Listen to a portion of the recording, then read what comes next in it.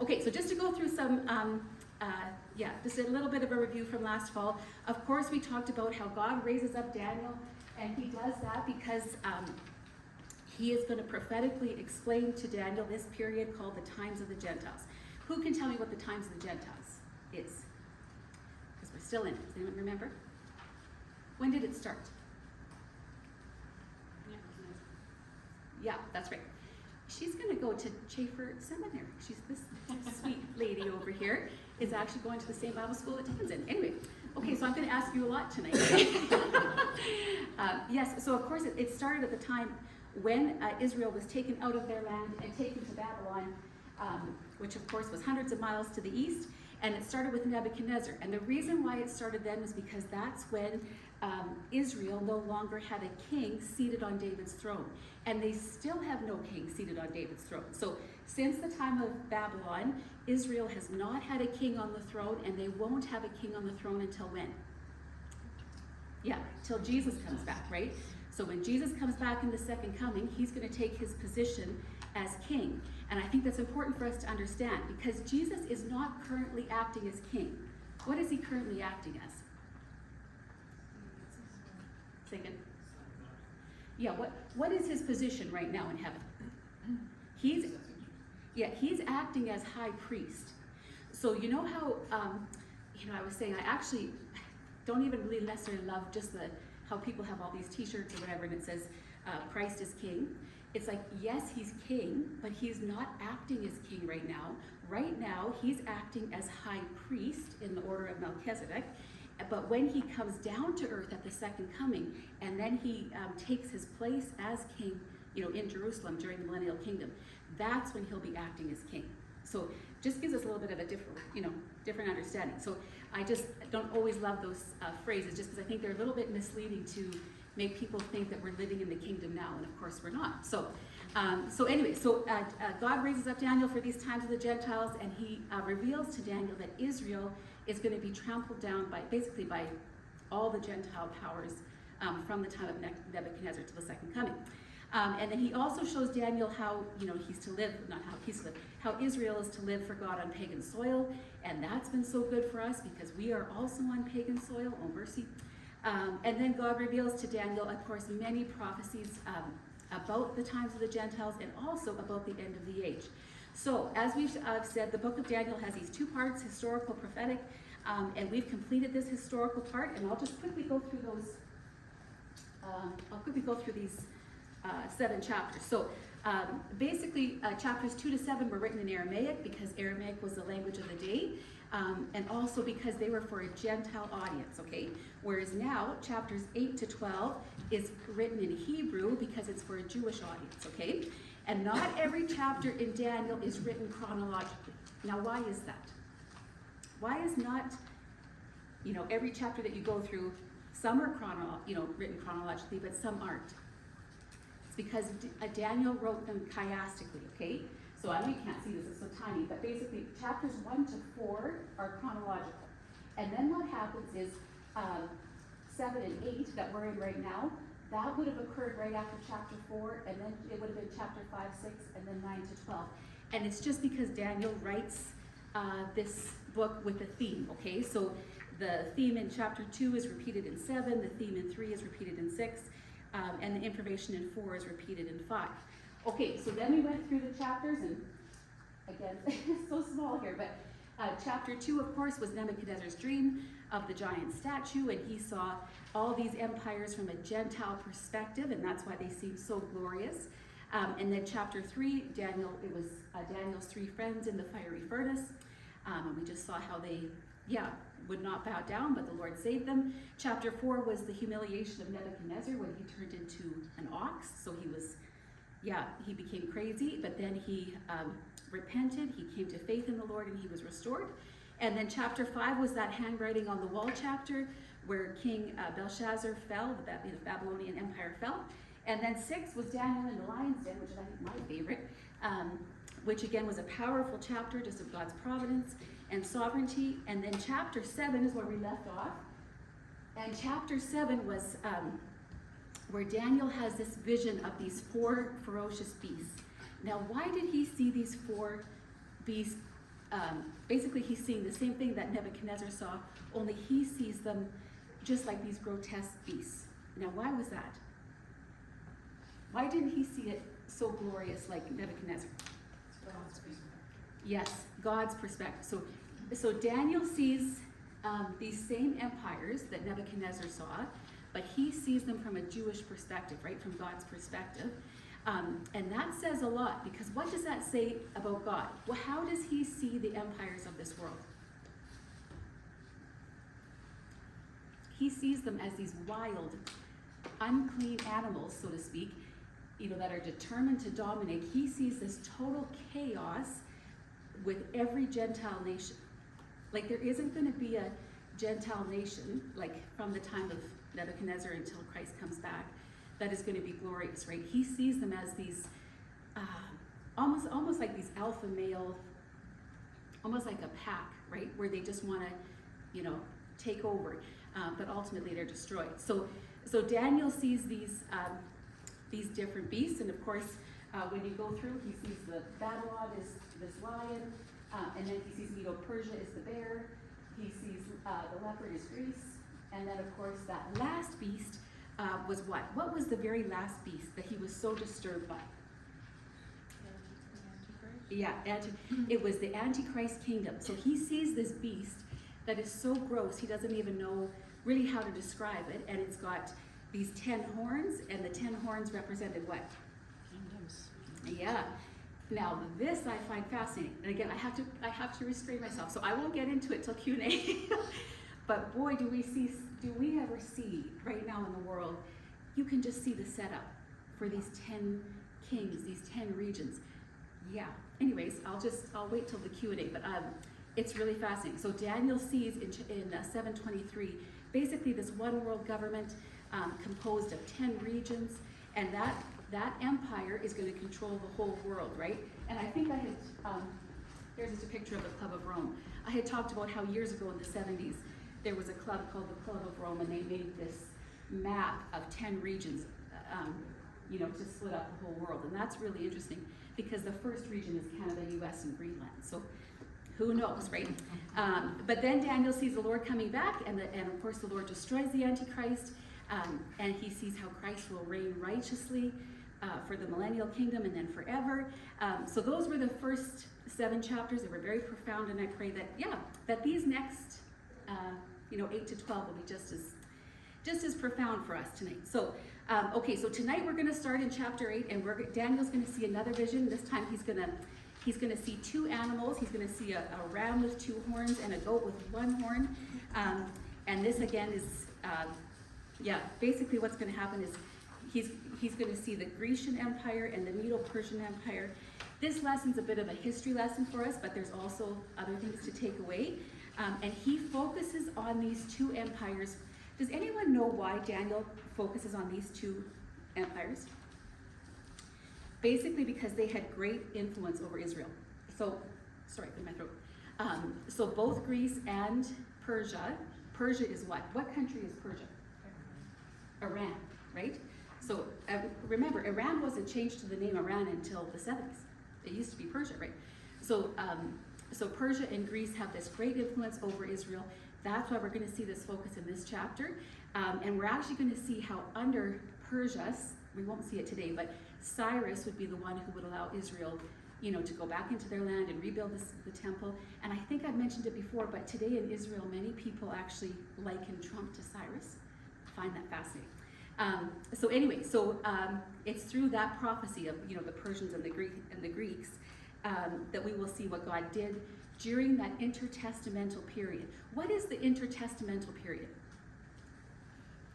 If somebody says, what happened between the Old Testament and the New Testament? What is that period? That's the intertestamental time period, and that's what Daniel sees in this vision, okay?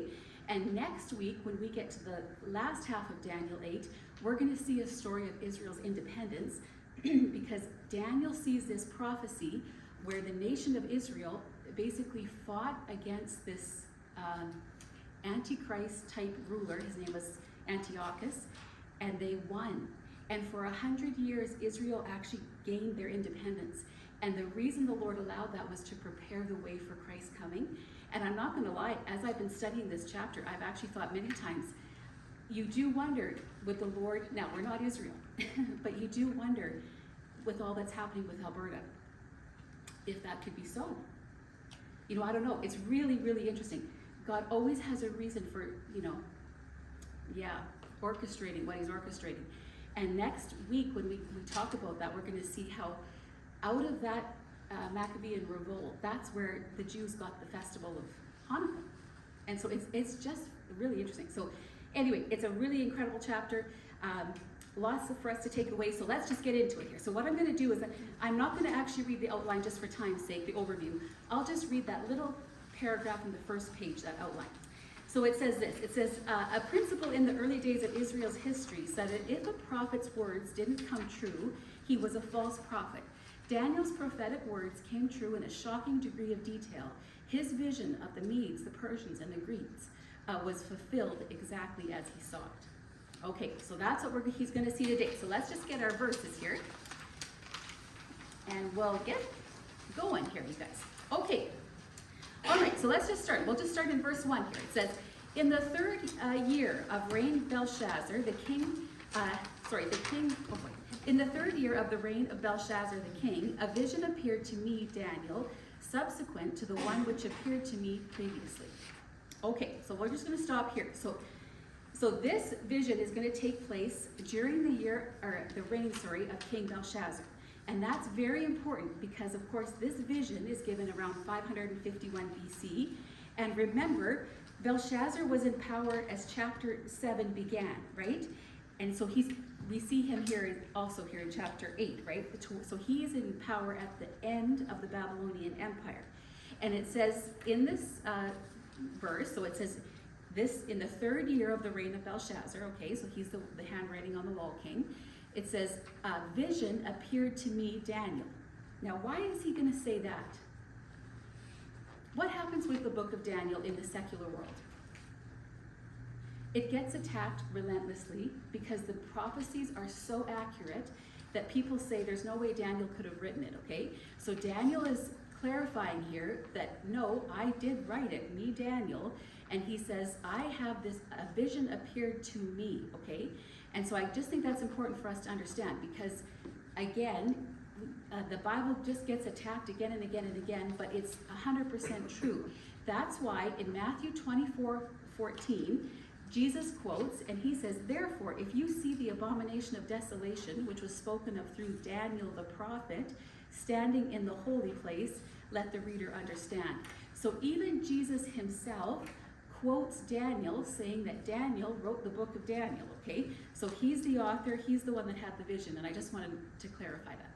Okay, so then it says, this vision appeared to me, Daniel, subsequent to the one which appeared to me earlier. Okay, so this vision takes place 2 years after Daniel 7. So after Daniel has those, of course, his vision of all these beasts, 2 years later, he has this vision, and this is 12 years before Daniel 5. It can get complicated, but just remember, chapter 7 and 8, they chronologically happen after chapter 4, okay? So this is 12 years before chapter 5, 2 years after he had that original vision, okay? And that was, of course, now, this is interesting because what happened when the handwriting, was on the wall? What happened in that moment? When God brought his hand and he started to write, meeny, tekel. What happened was the Babylonians were instantly overthrown by the Persians. And so that's when that political change, transpired.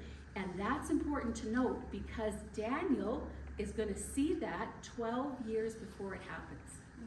So when he walked into that big, banquet hall, and he saw Belshazzar and everybody having this big drunk and whatever, and he saw that handwriting on the wall, he knew exactly what it said, and he knew exactly what was going to happen because he saw this vision 12 years prior, okay? Really fascinating. Okay, so then in 2 it says, he says, I looked in the vision, and while I was looking, I was in the citadel of Susa, which is in the province of Elam, and I looked in the vision, and I myself was beside the Ulai canal. Okay, again, I wish I had a big screen for you. This is just showing that, okay, so this is basically just some geography. So Susa was 250 miles to the east of Babylon, and when Cyrus took power, so he doesn't have power here, but when Cyrus took power, Susa became the capital city, okay? And Susa was actually also the home base for Nehemiah, and it was actually also where Esther became queen. So people maybe don't understand that, but Esther was queen in Persia, right? And so it says that he was looking, and he was in the citadel of Susa. Now again, this is important. Does anyone know why it's important that he says Susa is in the province of Elam? The reason that's important is because if you read the history books, the historians tell us that Susa was given a new name, like a new province, during the Persian Empire after the time of Daniel.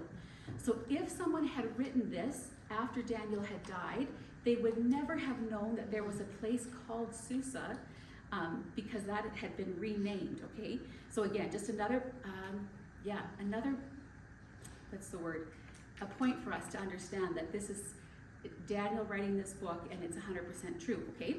Okay, so Daniel's in Susa, and he's probably there on business for the king. Now let's just read 3. Then it says, "Then I lifted my eyes, and I looked, and behold, a ram had 2 horns,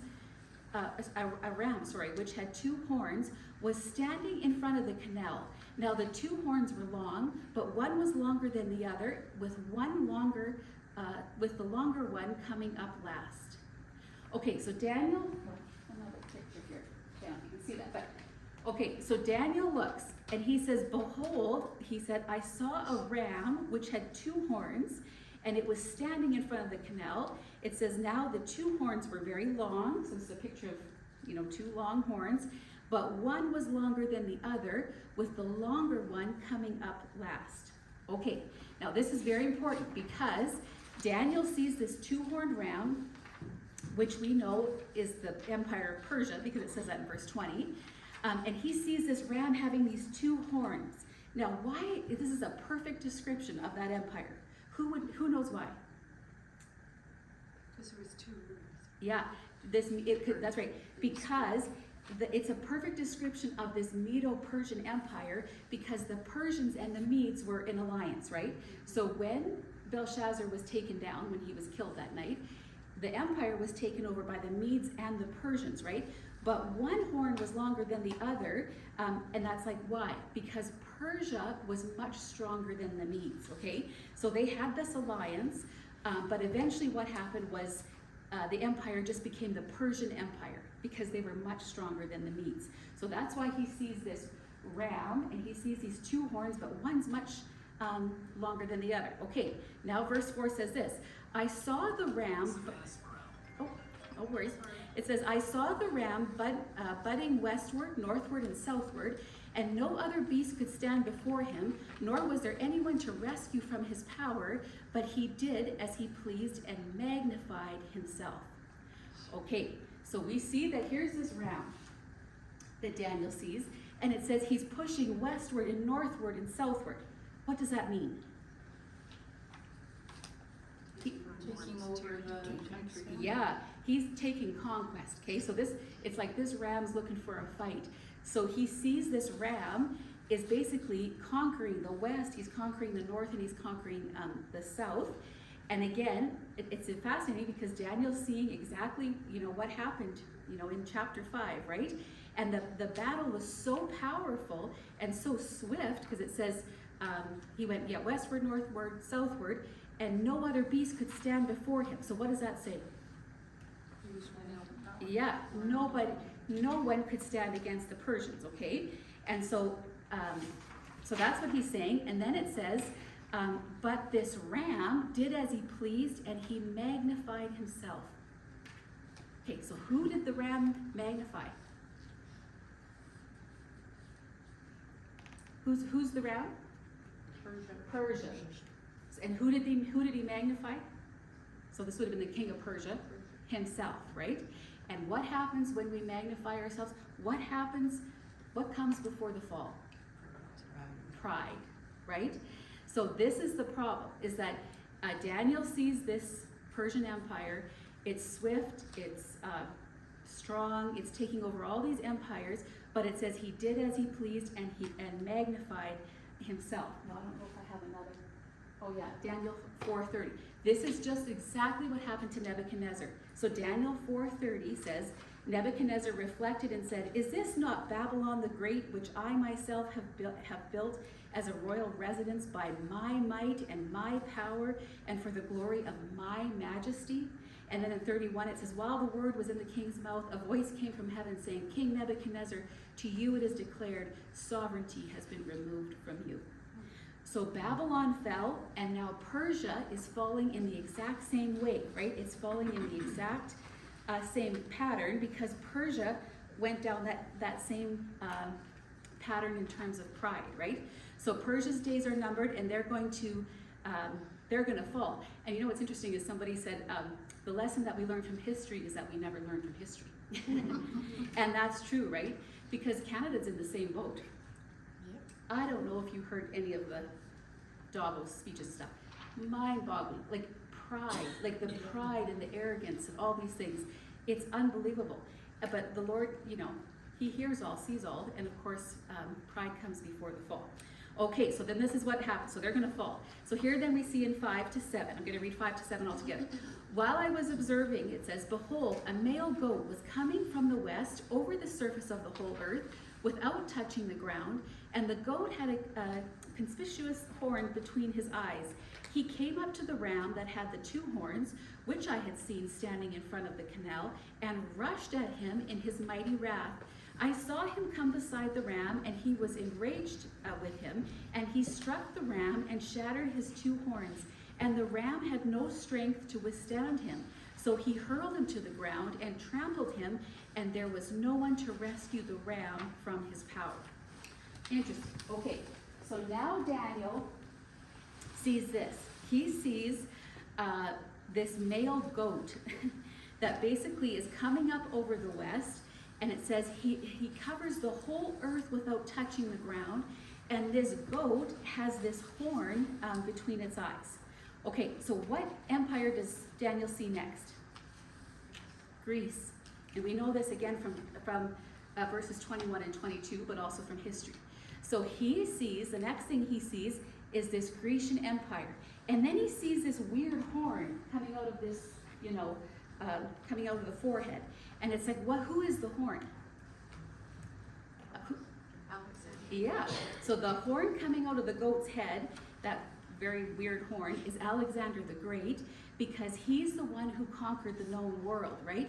And again, Daniel's seeing these things centuries in advance, right? And it says this goat is moving in every direction without even touching the ground. So this is incredibly accurate, because how did Alexander the Great conquer the world? Does anyone know? Yes, swiftly. I don't think this is going to be fascinating to talk about. Alexander the Great comes to power when he's in his 20s. He literally conquered the entire known world by the time he was 30. So, like every area, every part of the world, he conquered. And so this is very important for us to grasp, because what I'm praying is that what we're going to see through this prophecy is the hand of God in it all. Because by Alexander the Great conquering the entire known world and, everything that there was, he brought something to the world which had to be put in place before Jesus' coming. Does anyone know what it is? The language. Yes. I'm so happy you answered that. That is so true. It is so important to understand this, that God is going to allow Alexander the Great to come. Here is a picture of him conquering Persia. He just conquers him, no problem. That's all I could find for Alexander the Great. But he's going to allow Alexander the Great to conquer the whole world, because he brought in the Greek language. And Alexander the Great's goal was Hellenization. Does anyone know what that is? What does it mean if someone wants to bring in Hellenization? What it means is he wanted to bring in one Greek culture, one Greek language, one Greek religion, one Greek philosophy, one Greek government.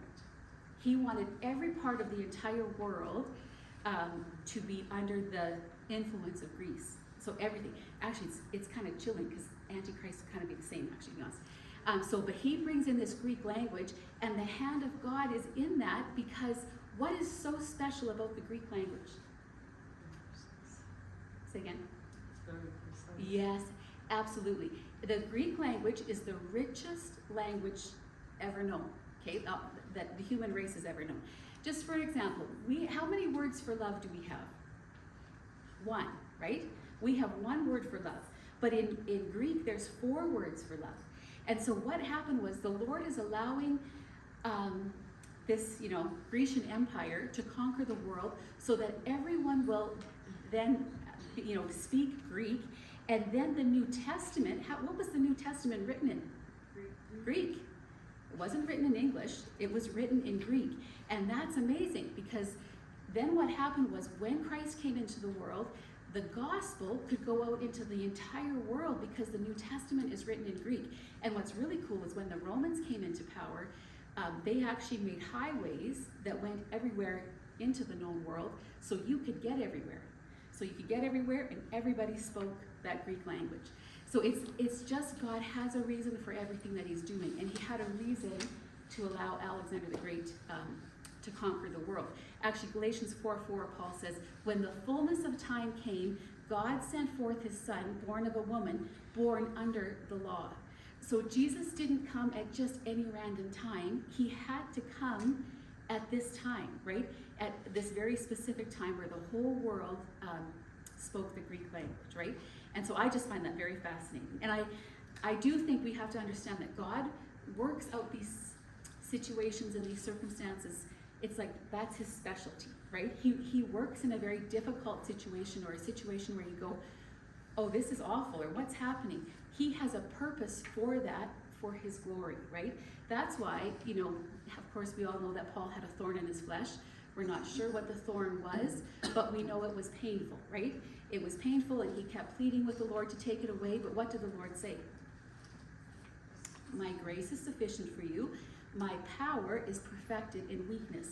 So, as negative as something may seem, or we look around and go, oh man, how is this going to work out? God uses it so that we will become more dependent on him, and he has a greater purpose for it, right? So I just hope that we can, focus when we see something that's going on in our life that's very difficult, let's say. I hope we can see the hand of God in it. Actually, the other day this was last week, I think, I had kind of a discouraging day, and I was just feeling a little bit overwhelmed by, all our responsibilities and pressure. And then I'm like, oh Lord, encourage me. I will do that. And I read John 11, and of course, in John 11 is where Lazarus dies, and Jesus waits, and then Jesus goes and of course raises him from the dead. And in John 11:15, Jesus says, and for your sake, I am glad I was not there when Lazarus died, so that you may believe. So just always remember that God, he's allowing whatever is happening, do you know what I mean? For a reason and for a season, right? And so probably to do something in and through us that we couldn't accomplish otherwise, right? So it's just a very different way of thinking and a very different way of looking at circumstances and history and all of those things. Actually, I like what Wood says here. Andy Wood says, we need to start disciplining our minds to see the invisible hand of God in negative circumstances. I like that. So he's like, you've got to discipline your mind to see the invisible hand of God in a negative circumstance. And that's what's happened with Alexander the Great here, okay? Okay, now we're going to zoom through here. So now we get to 8. 8 says, then the male goat magnified, okay, this is interesting. Then the male goat magnified himself exceedingly, but as soon as he was mighty, the large horn was broken, and in its place there came up 4 conspicuous, I don't know how to say that properly, conspicuous, thank you, horns toward the 4 winds of heaven. Okay, so here we see that phrase again. So here we see the male goat magnified who? Himself. Which was who? Who's this talking about? Greece. Greece, Alexander the Great in Greece. And so this is interesting because here's Alexander the Great, even though he conquered, this whole world very rapidly, he became very arrogant. because he had conquered absolutely everything there was to conquer. He actually, before he died, I think I told this last time, he actually wept. History books say that he wept because there was nothing left to conquer. Incredible.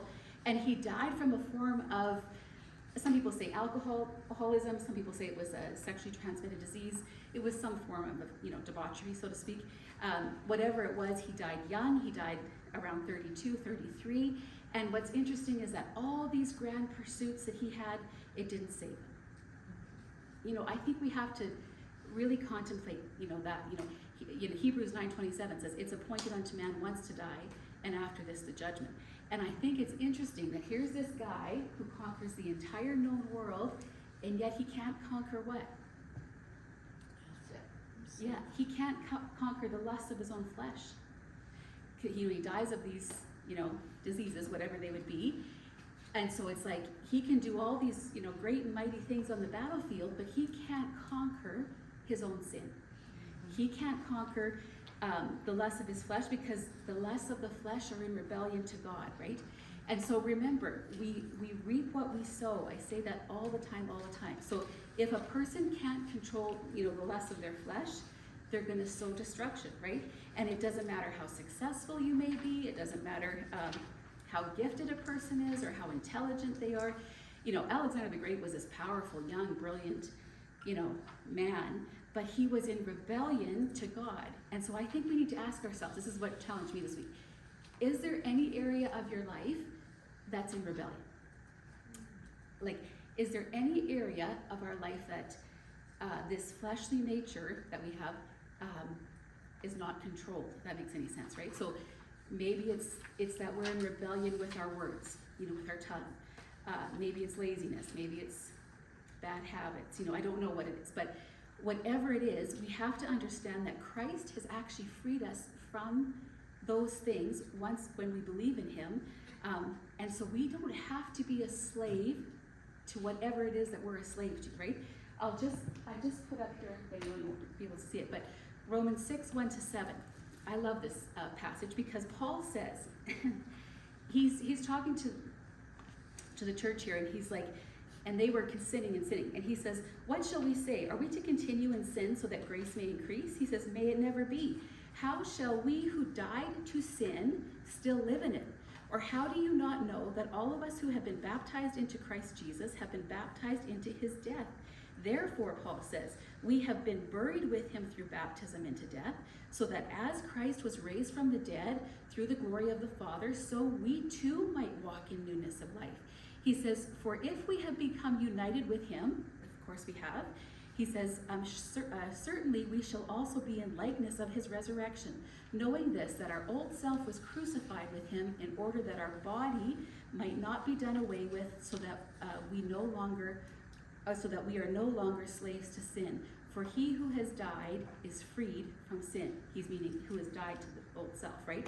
So basically Paul's saying, as a born-again Christian, we don't have to be slaves to sin. If you're not born again, you have no choice. Someone who's not a believer, they don't have the ability to not be a slave to sin because they're not saved, right? And so it's so fascinating. This would be like the Jews when God's like, okay, time to be freed, as slaves from Egypt.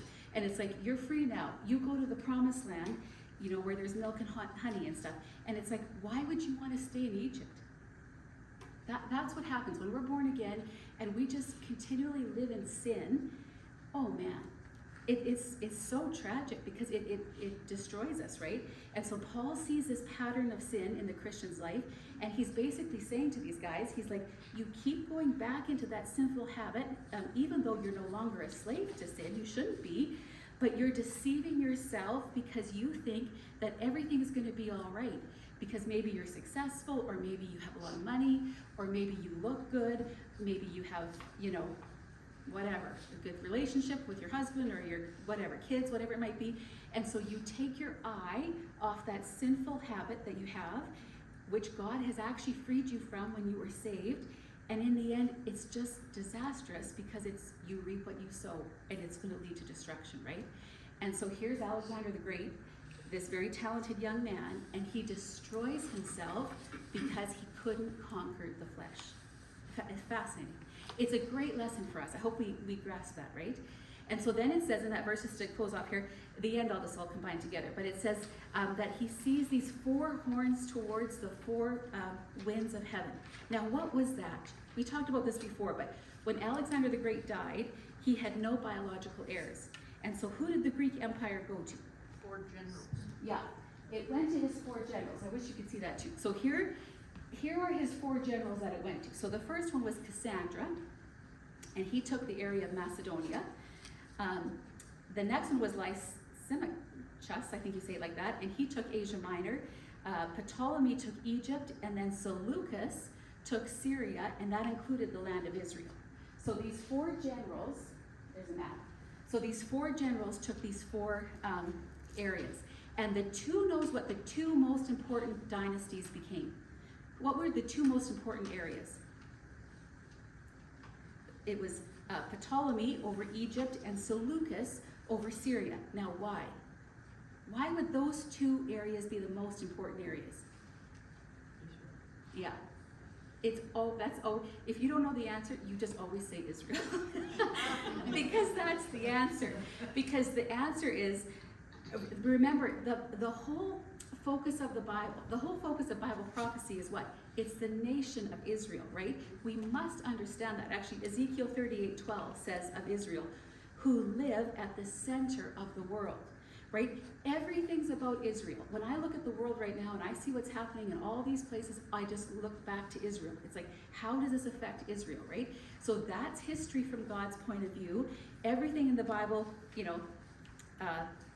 ends with Israel, begins and ends with Israel, right? So, truthfully, to become a real scholar and a Bible reader, you have to be interested in Israel because it's the centerpiece of everything. And what's interesting is that the Seleucid dynasty, so Seleucus, who took Syria and took Israel, that's out of that dynasty comes Antiochus Epiphanes, who is this prefigurement of the Antichrist. Absolutely mind-boggling, and that will be our lesson next week, will be his reign and how Israel broke free. But he was one of the most evil, insane men that ever lived. He went on this war path, again, to Hellenize the Greek culture, and the problem he had was who? Well, yeah, it was Israel. It was the Jewish people because they had their own language, they had their own culture, and they had their own religion. And they were standing in his way. And in the same way, us as Christians, as born-again believers, we have our own faith. And it doesn't matter what guys in power, what political, whatever, we have to stand on the word of God. So we actually stand in the way of evil, to be totally honest. And so anyway, so if you get anything out of that, there was four generals, they overtook four areas, but the Antiochus, he came out of, he came out of that Seleucid dynasty. Okay, now we'll close up here. So now we're going to go to 15 to 19. And this is just the vision interpreted. So we've already talked about it quite a bit, so I'll just skim through this here. So then it says in 15, when I, Daniel, had seen the vision, I sought to understand it. And behold, standing before me was one who looked like a man. And I'll read 16 as well. And I heard the voice of a man between the banks of the Ulai, and he called out and said, Gabriel, give this man an understanding of the vision. Okay, so here we see, the first thing we see is that it says, when I, Daniel, had seen the vision, what did he do? I sought to understand. I'm telling you, highlight that, underline that, because this is so important, because Daniel doesn't just get this vision. It'd be like us reading the Bible, not understanding it and going, oh, well, whatever. He doesn't do that. He seeks out the interpretation. He wants to understand it, right? And it's so important because he's seeking the truth. And I'm telling you, what I find so troubling, just give you my 2 cents here, is to watch how so many Christians have just disregarded the Word of God because they're just content to just know the basics. I think that's a tragedy. In many cases, I think it's because they don't hunger for it, for the deeper things of God, because maybe they're too busy, and I can be guilty of this too, like scrolling the phone or, just not taking the time, right? And it takes time. It takes so much time to dig into the word, and it requires effort, and it requires sacrifice. But I'm telling you, you've got to do it as a believer, because if you don't do it, you miss this great insight that God has for us, right? 1 Peter 2:2 says, Peter says, like newborn babies, craves a pure spiritual milk, so that by it you may grow up in your salvation. That doesn't mean that gains us salvation. That means that once we're saved, we need to crave spiritual milk so that we will be more sanctified and more sanctified and more sanctified. That's why it's so beautiful that you all come to this study, because you're being edified, I pray, through it, and growing up in your salvation. And then Proverbs 25:2 says, it is the glory of God to conceal a matter, but the glory of kings is to search out the matter. So we want to be people who search it out. We don't want to just skim through it and go, oh, good enough. No, we want to know it, right? And that's what Daniel wanted to know, right? So again, that's why we need to be in the Word, and God knows the desires of our heart. So if we desire to know His Word, He will show us. Okay, so he says he wants to understand it, and he says, and behold, standing before me was one who looked like a man. Now, who was that? Does anyone know who that might be? This is what's happened. He sees one who looked like a man, and it says, and I heard a voice of a man between the banks of the Uli, and he called out and said, Gabriel, give this man an understanding of the vision. So the man was Gabriel, but he heard a voice of another man, so that might have been God, that might have been another angel, calling out to Gabriel, saying, give this man an understanding of the vision. Now, we've talked about the role of angels before, but what's the role of Gabriel? Yes, excellent. You guys are so brilliant. He is a messenger. So his role in Scripture is to give people insight, right? So if you look in Luke 1, it says, I am Gabriel who stands in the presence of God, and I've been sent to speak to you and to bring you this good news. And then another verse in Luke 1, it says, now in the 6th month, the angel Gabriel was sent from God to a city in Galilee called Nazareth. So Gabriel's role is to go and to bring the message of God to the people, okay? Now Michael is different. What's Michael's role?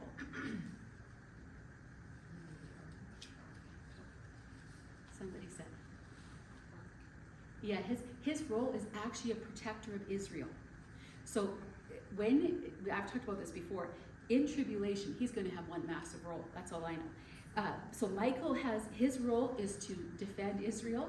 Gabriel's role is to bring messages. And again, different angels do different things. And I think that's just important for us to grasp, because God has an order for everything. That's why we all have different gifts and different abilities. So in the angelic world, Gabriel's a messenger, Michael's a protector of Israel, and here Gabriel is coming to give the message to Daniel, okay?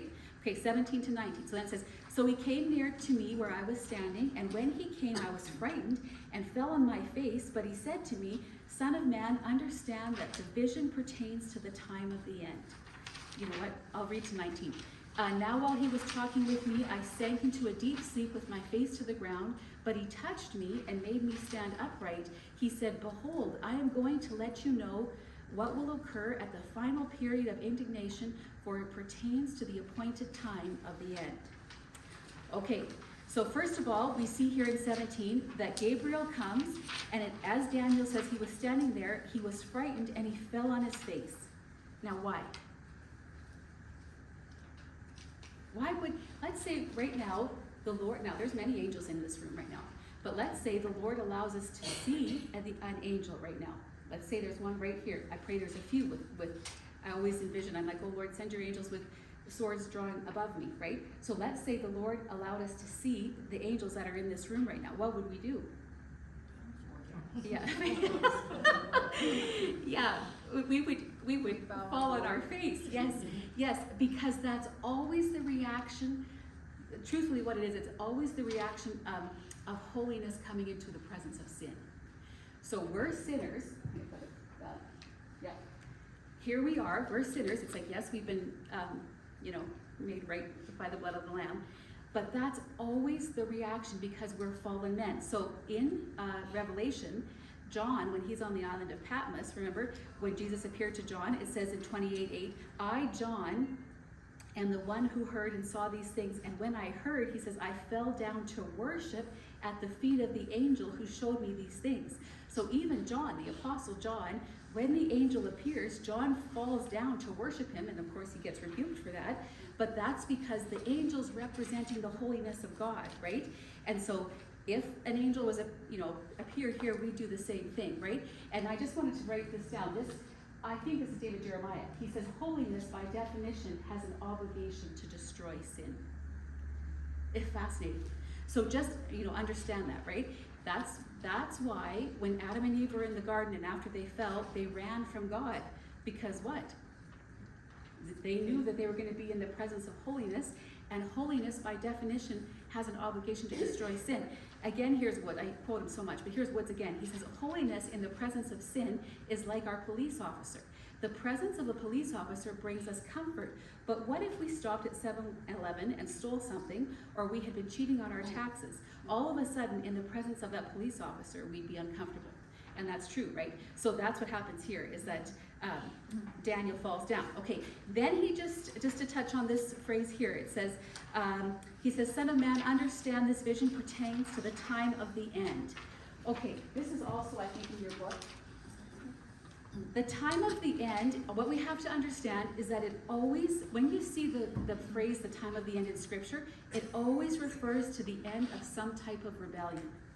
Okay, so the time of the end in Scripture always refers to some type, the end of some type of rebellion. And it's used, many times. The appointed time is, I think, used 20 times, 5 times in Daniel. But understand that when you read the Scriptures, if I can say something on the mountaintops, context is always king, okay? So because Daniel was just given this prophecy about Greece, the time of the end has to refer to the end of Greece, because that's the context. But now I'm also going to show you this, that in Scripture, sometimes one prophecy, like one single prophecy, can have 2 literal fulfillments. And actually, I'm taking this from Amir Sarfati's book, Discovering Daniel. And he says this, when Jesus was on the Mount of Olives, talking to his disciple about the end times, he said, when you see Jerusalem surrounded by the armies, then know that its desolation is near. Then let those who are in Judea flee to the mountains. Now, who is he talking about there? Or what is he talking about there? He's talking about when Rome is going to come and sack Jerusalem in 70 AD. And they did. Okay, so that's talking about that. But he continues on in that chapter, just 2 verses down, and he says, there will be signs in the sun and moons and stars, and on the earth dismay among nations, in perplexity at the roaring of the sea and the waves. And it says, men will faint from fear at the expectation of things which are to come, for the powers of heaven will be shaken. Then they will see the Son of Man coming in a cloud with power and great glory. But when these things take place, lift up your heads, because your redemption is drawing near. What's he talking about there? The second coming. So that's in the same passage, but there's one portion there that's talking about a prophecy that's near, which was when Rome sacked Jerusalem, and a prophecy that's far, which hasn't happened yet, which will be the end of the tribulation. So sometimes one prophecy can have 2 literal fulfillments. And I believe, I believe what Amir said here, where it's actually, this also has these 2 literal fulfillments. First, of course, it's the Empire of Greece that he's dealing with, and Antiochus when he gets destroyed. But there's also that later fulfillment at the end of the age when the Antichrist will be destroyed. Okay, now to close out, it says 2021, the ram which you saw with the 2 horns represents the kings of Medo and Persia, and the shaggy goat represents the kingdom of Greece, and the large horn is that between his eyes is the first king, which we have, of course, already talked about. Did you know that the goat has always been the national symbol of Greece? Interesting, isn't it? So when you go to Greece, if you go to Greece, I'd love to go to Greece, their national symbol is a goat. And that's, again, so incredible, because Daniel gets these prophecies 400 years in advance, right? And so basically, just to wrap up, that's the first portion of this chapter, where God reveals to Daniel, again, these 2 empires, Medo-Persia and then the Grecian Empire, how they're going to rise to power, they're going to be, powerful, but then they're going to fall by their pride. And again, it's just a, yeah, it's so amazing. I often think, what if Alexander the Great, let's say, what if he had been exposed to the Bible? You know what, there's actually in history, this is actually true. When you read the historical books, it talks about how Alexander the Great actually wanted to invade Jerusalem, but there was a priest who showed him this prophecy in Daniel.